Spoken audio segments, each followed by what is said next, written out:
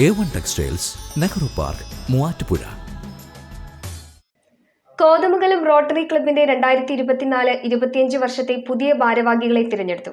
Binu George പ്രസിഡന്റായും doctor Vijith Nangeli സെക്രട്ടറിയായും ചേതൻ റോയി ട്രഷററായുമാണ് സ്ഥാനമേറ്റെടുത്തിരിക്കുന്നത്. കോതമംഗലം റോട്ടറി ക്ലബിൽ 2024-25 വർഷത്തെ പുതിയ ഭാരവാഹികൾ ചുമതലയേറ്റു. പ്രസിഡന്റായി ബിനു ജോർജ്, സെക്രട്ടറിയായി ഡോക്ടർ വിജിത്ത് നങ്ങേലി, ട്രഷററായി ചേതൻ റോയ് എന്നിവരാണ് ചുമതലയേറ്റത്. ഇതോടൊപ്പം വിവിധ സേവന പദ്ധതികളുടെ ഉദ്ഘാടനവും നടന്നു.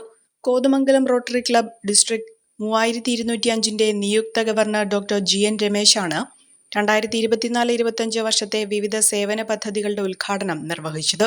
കോതമംഗലം റോട്ടറി ഭവനിൽ നടന്ന ചടങ്ങിൽ സോണി തോമസ് അധ്യക്ഷത വഹിച്ചു.